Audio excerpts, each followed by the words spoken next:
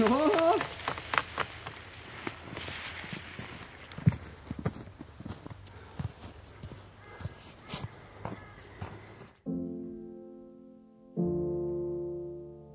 feel bad.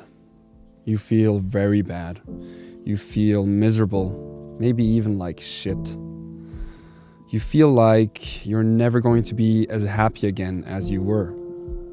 At least that's how I felt 2 years ago when I broke up with my ex-girlfriend, or we broke up together, because we had a relationship for 9 years and I was devastated. I'm making this video as a document for myself, to remember myself, how I dealt with this situation and how these things that I did made me better. And so other people can use these tools or these things to do to make themselves better too in times of crisis. Some of these things you can do in any time of crisis, I think, but it's mostly for the situation of a breakup. So before I dive into these 7 or 8 things I want to present to you that you can do, there are 1 or 2 things I would like to say in general about your brain and your heart and your body, or just generally how we humans work, at least the way I see it. So the first thing I want to say is the reason why you're feeling what you're feeling. Maybe it feels like a wound, maybe it feels like a heart that is broken, maybe it feels like an open wound. The reason is that our human brain adapts to certain situations. So it gets used to certain things, it gets comfortable with certain things. And that means the brain thinks that that thing is always around. So in my case, it was a relationship, a partner.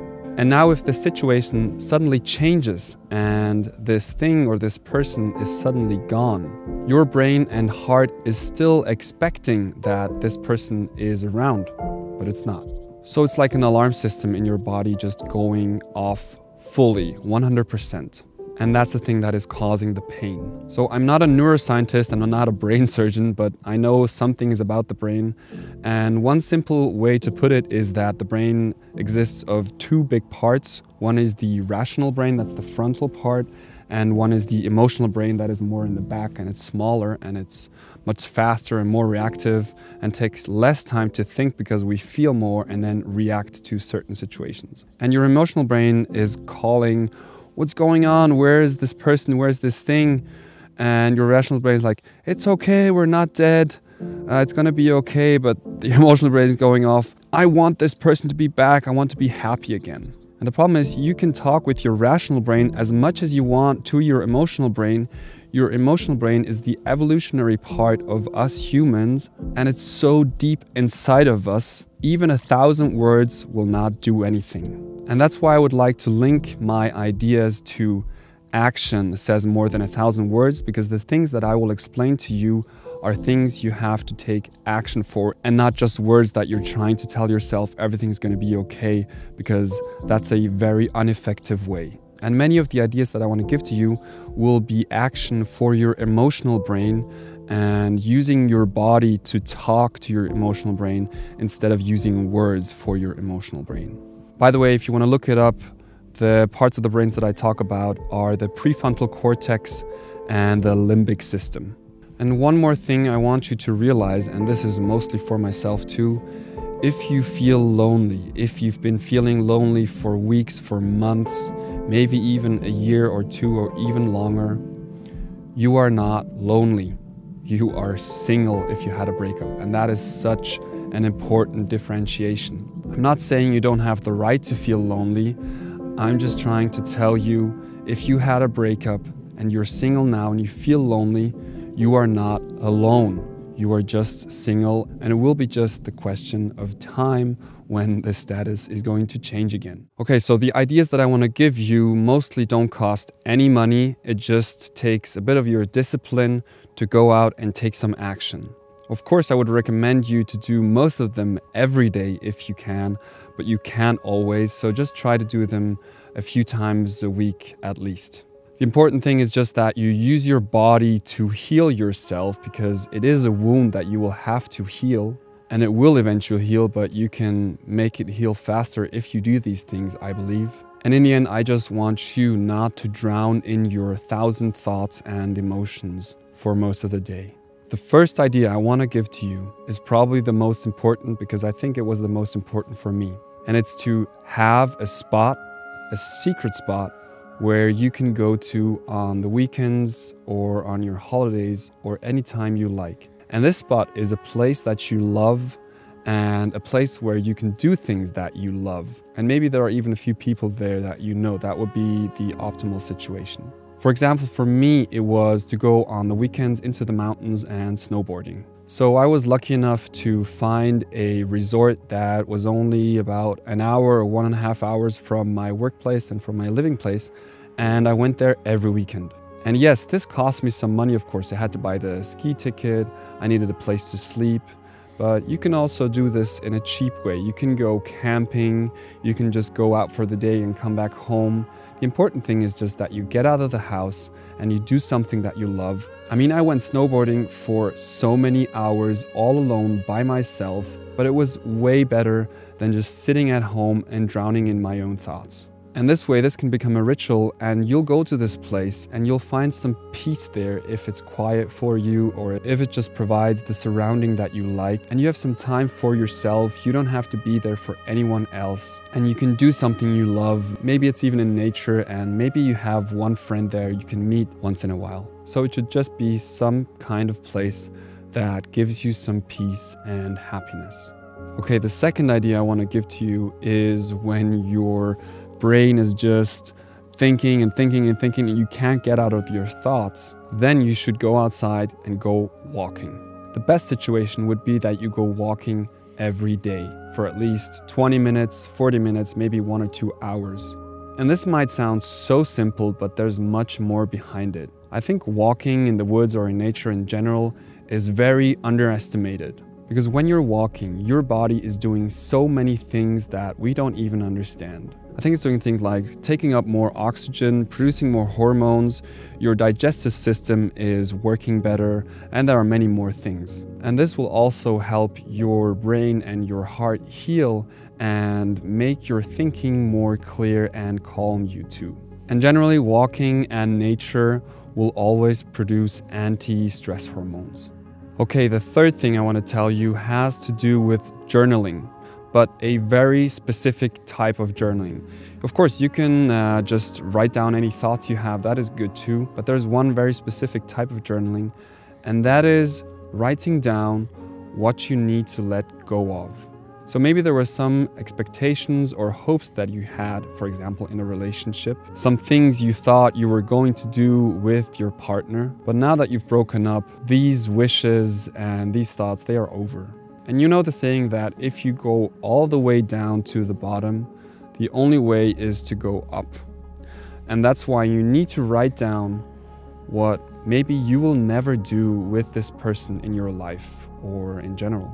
As an example, one of the things that I wrote down for myself was that my ex-girlfriend and I were thinking maybe to travel somewhere for a longer time. So the thing that I wrote down, for example, was we're not going to make this 6 or 12-month trip ever. And anything that you know you're writing down, you have to let go of completely.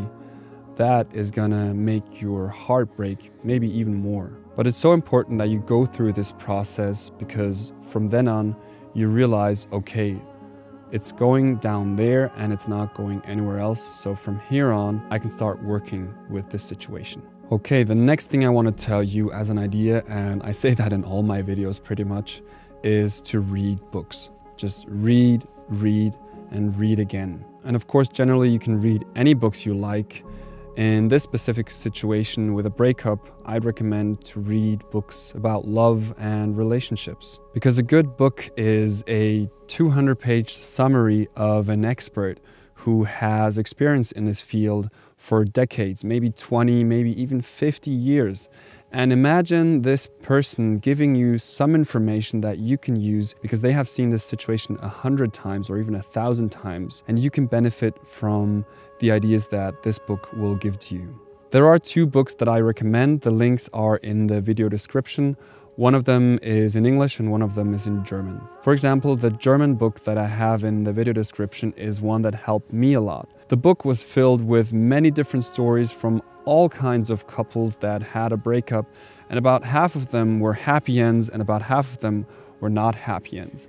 And just to see and read all of these stories made me realize, okay, like, of course it is dramatic and it's dramatic for everyone, but nothing is for sure. Anything can happen. Even if you get into a relationship, nothing is for sure. So it somehow relaxed me more and just made me say, okay, I just have to take the things the way they come and try to make the best of them, and not trying to hold on a certain idea like a trip or maybe having a family. But if you just take the way things come to you and try to make the best of them, I think this is the most stable way to go. Okay, now another thing you can do, and this is one of the cool things I think, is to learn new skills. And I mean by that, to learn new skills by taking part in community groups. For me, it was one type of sport activity and one type of musical activity. So there were two groups I was going to here in the city where I live. And in both places, I met new people, I learned new skills, and it just gave my brain some new input, and for my heart it gave some healing, because you could just get away from your thoughts and emotions for a while and feed your soul in a new way. Now, the last and one of the most important ideas concerning work I want to give to you, because there are people who quit their job because of a breakup. I would say I also kind of quit my job because of the breakup, not just because of that, also because I'm not always happy with the type of work I do as a teacher, because I don't completely agree with the public school system, but that is another topic. So the idea I want to give to you is think about how you want to deal with your work if you're thinking about or just feel shitty at work because of the breakup all the time. And one thing I did was take some time off. I took off time for 1 month and went to travel to my sister in Taiwan. And I felt at this time how, and this is really weird to explain, but at that time it felt like this scar that I had in my brain or in my heart, it slowly started to heal, because I just was out of that old situation. I was in a different place again. I knew the place, of course, but I just spent my time in nature and surfing, and spending time with my sister just gave me a good feeling. So this time off just gave me time to think and to relax and calm down and think about the situation in a more clear way. And it sort of helped me to digest a big part of the situation. Now, if you love your work, or if you like to do most parts of your work, but you're still thinking about the breakup all the time or the crisis, I would recommend you not to quit your job, but instead trying to figure out ways to have strategies to focus on your job and to make good quality of the work that you do, because this way you will also get away from your problems for a few hours a day. In the end, I think you need both. You need some time off from your thoughts and emotions, and then you also need to reflect and deal with them, and then these things can come together. Okay, so those were the ideas that I wanted to share with you. And the last thing that I would like to say is that I think we all need to accept the situation that when there was something or someone we had in our life, that we will always think about the situation or this person in some ways, and we will always ask the question, what if? What if it would have come out differently? You can't make these emotions and these things go away fully. It will always be a part of you, and that's okay. I guess the important thing is that now in the present, you focus on what's in front of you and you invest that energy in that thing that is right in front of you. Maybe you're right there and you need to invest in you or other people or new people that you meet, instead of clinging to old ideas that might have come out that way but didn't eventually. Just take your time and don't rush too much. Don't stress out too much about it, because you will be okay and you'll figure it out somehow like I did. All right, that was it for today. I would recommend you grab one of those books in the video description. You just click on the link, and if you use those links for the books, I will receive a small commission for the book that you purchase. Also, if you want to support me and the making of these videos, you can click on the Patreon link and use my account to support me, for example, for $1 per month for the videos that I make.